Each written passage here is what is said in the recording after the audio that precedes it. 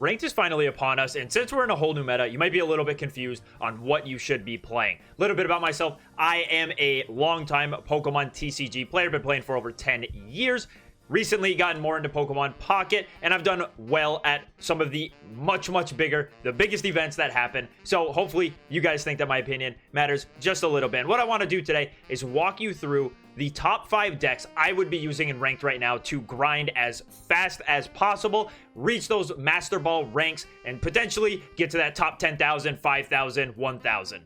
If you guys are enjoying the content, or if you're new here and you're looking for a channel that likes to balance fun decks alongside real tournament gameplay and more competitive side of Pokemon Pocket, make sure you sub to the channel, like the video. I would really appreciate it. We're going to start with an honorable mention. I don't want to put this on the top 5 because, you know, man, you're a special kind of guy if you're playing this. I won't lie, I was playing it a little bit to get out of that Pokeball rank. All right, it's just bots there. I needed something quick. But we're talking about 18 trainer decks. Now, this one I have right here for you is Giratina. It is just hyper consistent.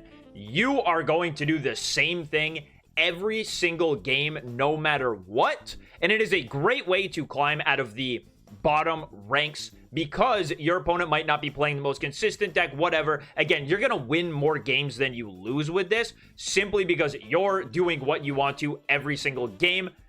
That can either overpower what your opponent is playing. They might not have any answers to Giratina 18 trainers, or they might just draw a little dead and then you win by being more consistent.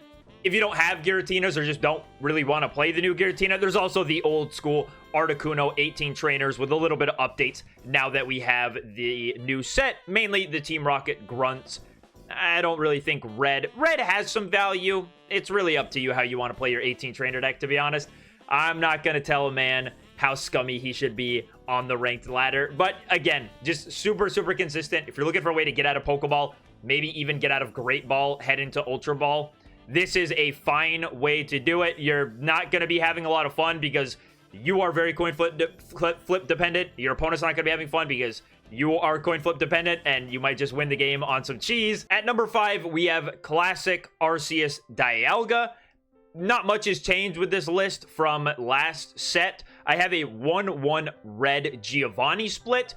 This, to be honest, I'm not an Arceus Dialga player. It's never really been my playstyle. Yes, I know it's like it was the most powerful deck last format, but I usually like to stay away from the most powerful deck. I like to do my own thing.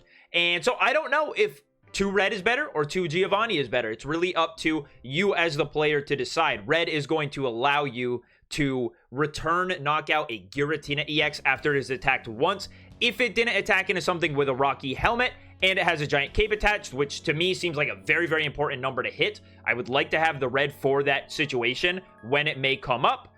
Giovanni is going to allow you to hit a one-shot on something like a Magnezone if it has a Rocky Helmet, or just hit those 140 numbers on smaller EXs like Darkrai or Articuno without capes, or some of the other one prize Pokemon that red is not going to give you the damage boost for. Giovanni can also let your Dialga hit for 40 against some of the smaller stuff, which, again, these are numbers that come up. It's hard to truly explain. You kind of just got to play the deck and find out. But this is another very consistent deck. We're just basic Pokemon. It has fallen a little bit out of favor to one of the better decks coming up towards the end of the list, but it is still a fine choice if you don't totally have all of the new cards. Picking up Arceus Dialga to bring into ranked play, it's going to get you a lot of wins. You're going to be able to rank up fairly quickly with it. We have another old classic here, Weavile Darkrai. Now, there is going to be a lot, and I mean a lot, of Giratinas on the ranked ladder, and Weavile deals with it pretty well. Giratina takes a bit to set up, takes a couple turns. Weavile is going to pump out super effective damage very quickly against those Giratina decks. It is an excellent counter pick to the meta right now. I very much enjoy this deck. It is doing very well in tournament play currently in this first day, and the game plan is very simple. We have Weavile, we have the Darkrai to get that damage on to the opponent's Pokemon so Weavile can do its extra damage. We have Giant Capes because boosting our Pokemon to 160 is crucial. It's very easy for an Arceus to hit 140, 150. They can't really hit 160. Same with a Giratina. It is just out of range of truly one-shotting you without a lot of extra things happening. So this deck This is mainly a counter pick deck if you feel like you're running into Endless Giratina. Or, another great thing about this deck is insanely fast. Again, you're doing 90 or 70 damage on your second turn. That can be very, very difficult for your opponent to deal with. You might even just get some early concessions out of them once you show them that you have Weavile plus Darkrai, Dawn to the Weavile, and now you're hitting damage way faster. They know they're not going to be able to set up, so they're just going to get out of the game and try again. Very, very good deck to grind the ranked ladder. Couldn't recommend it more. You might be noticing a pattern. There are a lot of old decks on here, and that's because Shining Revelry wasn't really there wasn't really anything super powerful out of it. Some of the best cards we got were trainer cards, and that gives a real big buff to some of the older pre-existing archetypes. A lot of the EXs from Shining Revelry were not all that fantastic, but here at number 3, we have Gyarados. Gyarados got a big buff, and that is the fact that we have that new red supporter, which allows our Pokemon to do 20 more damage to our opponent's EX Pokemon. So, Gyarados can now hit for 160 damage. We don't have to just rely on the Rocky Helmet to damage an Arceus with a cape beforehand, a Giratina with a cape beforehand, something like that. Red now puts Gyarados in kill range for all of those big EXs that we would run into, and then Gyarados would have to two-shot, and you don't want your Gyarados to ever two-shot. This guy is supposed to be the one-shot machine. There's even an argument to go 2 red here, but I think 2 Rocky Helmet and 1 red is just fine enough. That is a lot of ways to get that 20 damage you need to make sure Gyarados one-shots whatever Pokemon comes into the active spot and is ready to start taking prizes. So, we're doing Manaphy. That is our main way of setting up. We have since gone back. This is a tournament winning list, so they have decided that Misty is now important. Last format, we were going Misty-less Gyarados. Now we're saying, okay, we need Misty in this deck. Things are getting a little bit faster. We need, and also, not to mention just the Misty, or the game speeding up a little bit. We have, what is it? Team Rocket's Grunt, which can discard energy. So the Misty is very, very important. If your opponent goes Team Rocket Grunt on a Gyarados, you might not be able to pull off consecutive attacks, and that Misty is going to help fix that when Gyarados is in the active spot. It's also going to let you get a Gyarados online much quicker. A lot of benefits to having Misty, and I think when we now have the Team Rocket supporter card, it's very crucial that we have the Misty, because that card can just ruin your game. And at the very least, you'll have the Misty to hopefully, you know, make up for the fact that you just lost a couple energy from your Gyarados. We also have the one-of Origin Form Palkia. That's just a good basic attacker. It's also another target for Manaphy's Oceanic Gift. So maybe you don't quite get into the Gyarados fast enough, or maybe you don't want, maybe you're playing against a single prize deck and you need another Pokemon to attack into whatever is in the active spot, because Gyarados, like any EX, has the problem of, let's say you're playing against Rampardos Lucario. Gyarados is not going to have a good time trying to take all 3 prizes against a single prize deck like that. The Gyarados is going to get knocked out before it can take all 3 prizes. So having a single prizer in here is very, very good. You can go Manaphy into the Origin Form Palkia, take a prize, soften something up, and then go into the Gyarados to take the final 2 that you need. Overall, I mean, it is a very, very consistent deck list. All you're looking for is just trying to evolve one single Pokemon to really get going, and that's not much of a tall ask. The format's fast, but it's not that fast. So I feel confident. I think Gyarados is fantastic. Again, it's performing very, very well in tournaments right now. Super, super good pick. My number 2 pick is going to be a little controversial. I have my reasons. Hear me out. We have Giratina Darkrai. This is the big new deck that has come out of the Shining Revelry set. Maybe even just on paper, the most powerful deck in the meta right now. But before I give you my reasons, once we get into the number 1 deck, let's talk about how strong this deck is. So, we play Darkness Energy only. All we're doing is we are putting a Druddigon in the active spot, we're attaching to Darkrai, getting our free 20 damage in, and then ending our turn with Giratina's ability to accelerate a Psychic Energy to itself. This is going to leave you with a lot of threats on board. You're going to have a Darkrai and a Giratina both ready to go at about the same time. Giratina can hit sickeningly high numbers thanks to Darkrai 20 ping red add 20 more. You can now hit 170 damage with Giratina. That's going to knock out essentially anything, except for, you know, those Gyarados we were talking about. But you kind of want to bait the Gyarados into swinging into a Druddigon first, so then Giratina can pull off that massive one-shot back. This deck is just ridiculous. And my main problem with it, why I have it here at number 2, is you're going to run into a lot of mirror matches. The mirror match for this deck is not fast by any means. I was playing quite a bit of this on the ranked ladder, and every time I played my opponent in a mirror match, it was like a 20-turn game. We were both playing chicken. You play chicken a lot with this. You wait, you build up, you wait for your opponent to make a misplay, or you wait for the perfect opportunity for you to use a Sabrina or a Cyrus, whatever, on the first Giratina to try to knock that out. Very, very crucial in that matchup.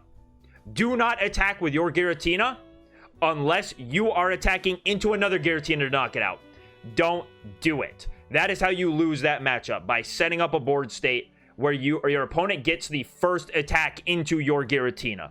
No good. Don't do it. For the most part, you want to sit with Darkrai, keep pinging energy onto your opponent's active, working them down, waiting for them to go up with their own Giratina, or finding a way to win without that. I've had games where my opponent has started Darkrai, I've gotten 20 damage on it. All right, we're saving that for later. They go into Druddigon, work on that, knock it out with a Darkrai. Now I have my Giratina on the bench, ready to knock out anything that starts attacking. It's very, very crucial that you try to find that first knockout on Druddigon with a Giratina fully set up on the bench. That's the way to win it. Or again, if your opponent slips up and attacks with their Giratina first, just go in with your Giratina, respond KO. Giratina is going to pick up all of the prizes necessary to win the game. So this is also just hyper consistent. It's not hard to pull off your game plan every single time. Again, just my main problem with it is a pretty slow deck. Games will take a while, and when you hit that mirror match, games are going to take extra long. The mirror match also skill dependent for sure, but it can very heavily rely on your draws too. If you and your opponent are both playing fairly well, not making any mistakes, your opponent might just draw the card they need first, and that's the game. There's only a couple ways to mess up their mirror match, and besides that, it's based on who's drawing better. So overall, this deck is fantastic for ranked. You're going to pick up a lot of wins against most of the field because it is just that strong. But the fact that you're going to run into so many mirror matches is what keeps me from really putting it in the number 1 spot. And my number 1 deck, Gallade Hitmonlee. Call it bias all you want. I did just recently place 11th place in the Ursa Day Pocket Weekly with this deck. It is my favorite deck for sure. But think about it. Think about it for a second. Think about the list I just provided you. Arceus Dialga. Okay, Gallade one-shots Arceus.